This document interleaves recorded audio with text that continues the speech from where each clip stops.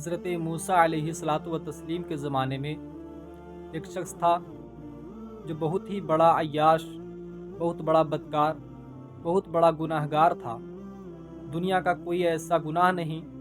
جو اس کے اندر نہ ہو۔ دنیا کا ہر ایک گناہ وہ کیا کرتا تھا، اور لوگ جس طرح آج کے زمانے میں جو گناہ گار ہوتا ہے،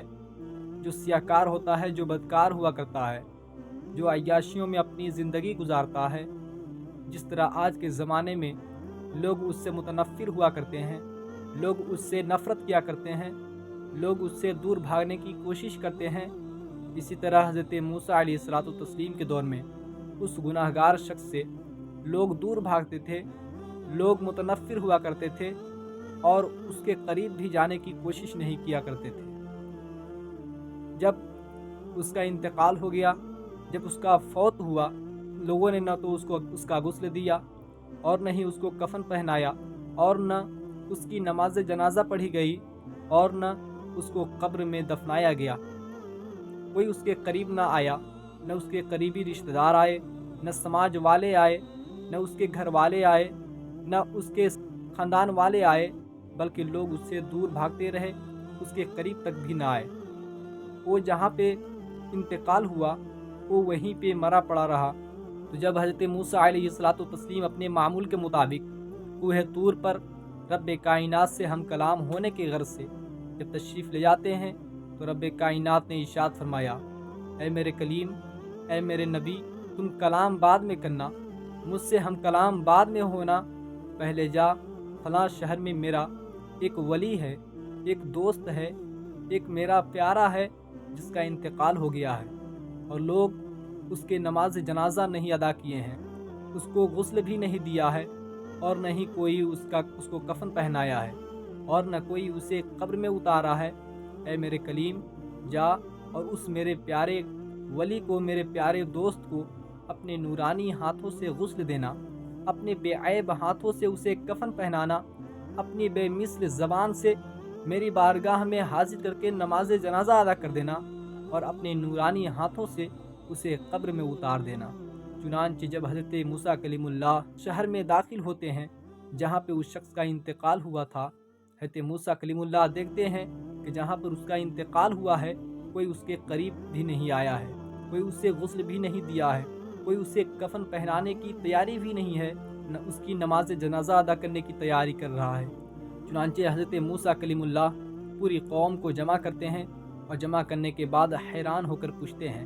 اے لوگوں، ذرا بتاؤ تو صحیح کہ یہ جو شخص ہے یہ کون ہے، اس کی حرکات کیا تھے، اس کے کیا اعمال تھے کہ تم لوگ اس سے دور رہتے ہو، اس کے قریب بھی نہیں جاتے، اسے غسل بھی نہیں دیے، اور نہ ہی اسے کفن پہنائے۔ ذرا بتاؤ تو صحیح کہ آخر وجہ کیا ہے، بات کیا ہے۔ حضرت موسیٰ کلیم اللہ کی باتوں کو سن کر لوگوں نے جواب دیا کہ اے موسیٰ کلیم اللہ، اے اللہ کے نبی، یہ جو شخص تھا یہ بہت ہی بڑا عیاشی تھا، بہت ہی بڑا گناہ گار تھا، بہت ہی بڑا سیاہکار تھا، اللہ کا نافرمان بندہ تھا، اس لیے اس سے لوگ متنفر ہوا کرتے تھے، لوگ اس سے نفرت کرتے تھے، اس لیے کوئی اس کا رشتہ دار، کوئی اس کے خاندان والے، اور نہ ہی سماج والے اسے غسل دیا، نہ کفن پہنایا، نہ نماز جنازہ ادا کی، نہ اس کے قریب گیا۔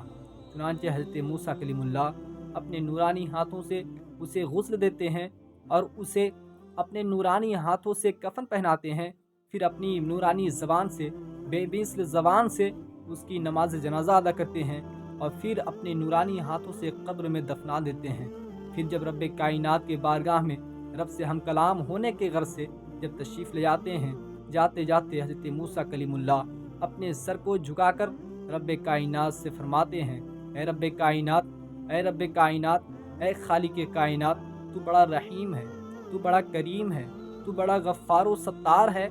لیکن اے رب کائنات بتا تو صحیح، یہ شخص جو بہت ہی بڑا گناہ گار تھا، اسے تو ولی کہہ رہا تھا، اسے تو اپنا دوست کہہ رہا تھا، آخر وجہ کیا ہے؟ رب کائنات نے جواب دیا، اے موسیٰ کلیم اللہ، یہ جو شخص ہے واقعی برا تھا، یہ جو شخص ہے واقعی گناہ گار تھا، واقعی یہ میرا نافرمان تھا، یہ ہمیشہ عیاشی میں زندگی گزارا کرتا تھا، لیکن اے موسیٰ کلیم اللہ، اس کے اندر ایک بات تھی، اس کے اندر ایک وجہ تھی جس کی وجہ سے اس کے تمام گناہوں کو میں نے معاف کر دیا۔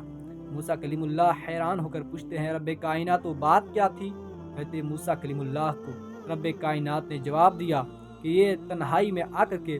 آسمان کی طرف اپنی نگاہوں کو اٹھا کر کے کہتا تھا، اے رب کائنات تو خوب اچھی طرح جانتا ہے میں گنہگار ہوں، میں سیاہ کار ہوں، تیرا نافرمان بندہ ہوں، لیکن اے رب کائنات جو تیرا نافرمان بندہ ہوتا ہے، جو عیاشی میں زندگی گزارتا ہے، جو گناہ کیا کرتا ہے، میں اس سے نفرت کرتا ہوں، اور یہ نفرت صرف اس لیے کرتا ہوں کہ وہ تمہارا نافرمان بندہ ہے، وہ تمہارا نافرمان بندہ ہے اور وہ عیاشیوں میں زندگی گزارتا ہے، وہ گناہ کرتا ہے۔ میں گناہ گار ضرور ہوں، سیاہ کار ضرور ہوں، خطا کار ضرور ہوں، عیاشی میں زندگی گزارتا ضرور ہوں، تیرا نافرمان بندہ ضرور ہوں، لیکن اے رب کائنات جو تیرے دوست ہوتے ہیں، جو تیرے محبوب بندے ہوتے ہیں، میں ان سے محبت کرتا ہوں۔ اے رب کائنات اگر تو مجھے نہیں بخشے گا تو پھر مجھے کون بخشے گا؟ اگر تو مجھ پہ رحم نہیں فرمائے گا تو پھر رحم کون فرمائے گا؟ اے موسیٰ کلیم اللہ یہ بات مجھے اس کی بہت پسند آئی اور میں اسی وجہ سے اس کے تمام گناہوں کو بخش دیا، بلکہ اسے اپنا دوست بھی بنا لیا،